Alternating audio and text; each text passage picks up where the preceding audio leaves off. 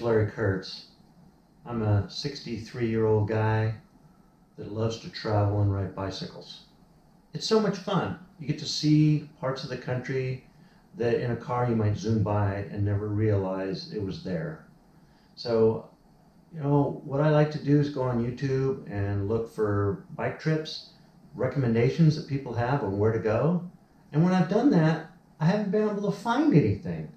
Nobody really has a channel out there that says, this is a fun ride, this is where to go, these are the directions, this is how to get there, this is where to eat, this is where to stay, and that kind of stuff. So I decided to do it myself. So I've started this channel, Me and B Productions. I'm me, my wife is B, and we travel around the country and do bike rides. So you, the viewer, has the opportunity to look at these rides, and you can be inspired and go on rides by yourself, or you can go and try and do some of these rides on your own. So I hope that this channel inspires you, and send me comments and tell me what you like about it, what you don't like about it, and give me recommendations about where we should go next. So in this video series, I'm going to be traveling most in the West. We're going to be doing rides all over the country. So I hope you enjoy it. Have fun. See you down the road. This is the bike you're probably going to see most often in the videos. It's a Roubaix, Specialized Roubaix SL4. So it's got Ultegra components. I usually have a frame pump that I put right here, and I like a pump, so if I get, you need to be able to change a flat. But I don't do a lot of work on bikes. I take it to the shop and have them do it. So that, I don't really have expertise in fixing bikes. So, that's one of the things that, I just don't do. So I don't take a lot of stuff. I usually bring one water bottle. So one water bottle for me is good for 20 miles. And if I go further than that, I'll put Gatorade or some kind of electrolyte drink in the water bottle, and then I'll carry a Camelback. In the seat bag, I just have a little toolkit, some tire levers, and a spare tube. I always bring $1, so there's been times when I've blown out a tire or I had a big cut, and I've had to put like $1 in between the tube and the tire, and that keeps it well enough so that I can get into town.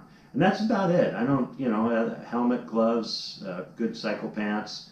I do have clip-in pedals that I use. So that's kind of my basic kit that I take.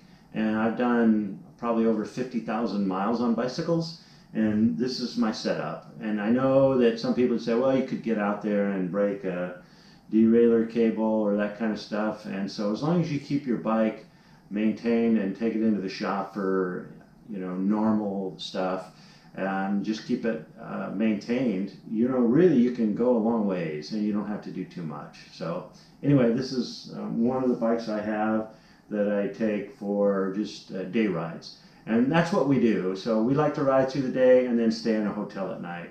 And I know there's plenty of videos out there about people that carry their own gear and they ride all over the world, and that's just great, but that's just not what we do. We like to stay in hotels, go out for a nice meal, get a shower, and then go out and do it again the next day. So that's our bit. This is my bike, one you'll see most often in the videos. This is another bike I ride sometimes. This is what I call my Franken bike. This is an old Trek 750 frame that I rescued from the back of a garage. And I had some extra parts that I used for derailleur and crank. I had to replace that. And then I put this rack on it, and I put this little bag. And I can go for a week with just stuff on this. So I have done some multi-day touring, stay in hotels, and basically credit card touring. So I have this bag here that holds what I need for a week. And then I have a little handlebar bag that I put all of my essentials in, but it's handlebars and wheels and components and stuff that I've salvaged off other bikes over the years. I have a total of $350 in this bike, and I'm perfectly satisfied to take this bike anywhere. It's heavy, but it's reliable, it's comfortable, and it's good for, I put wider tires on it so I can do some gravel grinding, go on some right of way that's maybe crushed rock or something like that. So this is kind of my all around bike, city bike, take it for multi-day trips and that kind of stuff. So it's like I said, I've only got $350 in it, so anybody can get into bicycling. You don't need a whole lot of money. You can get a bike like this. This is my most expensive bike. I do triathlons from time to time. I'm not crazy about triathlons. I like to do them because I like the variety of the workout. You know, I enjoy swimming, I enjoy running, and I enjoy bicycling. But this is my most expensive bike, and this is the bike I ride the least. It's stiff, it's fast, and it's uncomfortable. So I've got this kind of split seat in it, so when you're on a triathlon bike, you're much further forward and that kind of stuff. And then I've got high-end Ultegra components on it, and then I upgraded the wheels on this felt.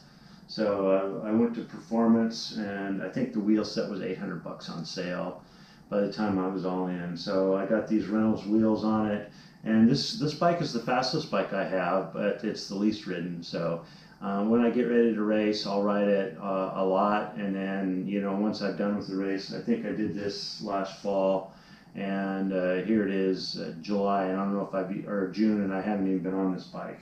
So just to, you know, in hindsight, I probably wouldn't have bought it. I just would have raced my road bike. So I know a lot of people say these bikes are much faster, but for me, I'm not that competitive. I'll never place in my age group. It's just not that big a deal. So, but anyway, I've got the bike and I want to show it to you. And I do race it when I race triathlons. This is B's bike. It's a Specialized Ruby. It's got electronic shifting, so it's pretty cool. B's got really small hands, so it was difficult for her to shift. So when she went to buy a new bike, she got this bike with electronic shifting, making it much easier for her to shift gears and that kind of stuff. So what we find is that she uses her gears more now that she has the electronic shifting. So she's had this bike 4 or 5 years now. Bought it when we first saw the electronic shifting. The bike shop gave her a really good deal on it, and she's been really happy with this bike. So it's a Specialized Ruby Expert, and this has been a good bike for her, and she rides the heck out of it. So just, you know, to show you what you can get out there for a reasonable price. I don't think any of our bikes were over $2,800, $3,000. So that's just what you're gonna have to spend. But when you've ridden as much as we have, you've got thousands of miles on bikes. It really comes out to be a pretty cheap investment. You know, you take your bike on the road, it doesn't cost you anything. Unlike a lot of other hobbies or sports where you've got to put gas in your boat or motorcycle or whatever it is you enjoy doing. So these are our bikes, and I've got one other bike I'll be showing you in the video. It'll be my travel bike. It's a Pocket Rocket. So anyway, that's our bikes, and that's what we do. Hi everyone. We're in Orange County. I'm going to go on a bike trip here, so I just wanted to say I picked up my bike from the Orange County bike garage. So what I do when I go on long trips is I ship my bike to a garage or a bike shop. In this case, I shipped it here. And this is my bike. So this is the case that it fits in, and it folds up. It's called a Bike Friday Pocket Rocket. So before I left home, I went ahead and folded it up, put it in the case, shipped it down here to California. I'm excited about the trip. One of the things I do is when I fly someplace, I usually take this Bike Friday. I can put it on the airplane. It's less than 50 pounds, and it's not considered oversized luggage. So when I fly, I take the Pocket Rocket. When I drive, I take one of the other bikes. So Pocket Rocket's good for that. So if you're going to fly someplace, you can either ship it to a store and have them put it together, or you can fly with it on the airplane. Rating bike rides is always difficult. It's definitely subjective, but I try to do the best I could. So I picked 3 elements: degree of difficulty, amount of traffic, and scenery. So degree of difficulty, everything's from 1 to 3. So 3 would be the hardest. Amount of traffic, 1 would be the least amount of traffic, 3 would be a lot of traffic. And scenery, 1 would be not very good scenery, and 3 would be beautiful scenery. So that's kind of the way I rated it. 1, 2, and 3. It's kind of weird, but that's what I did. So you'll have to work through it. I always put a descriptor in there too, so you get an idea of what I'm talking about.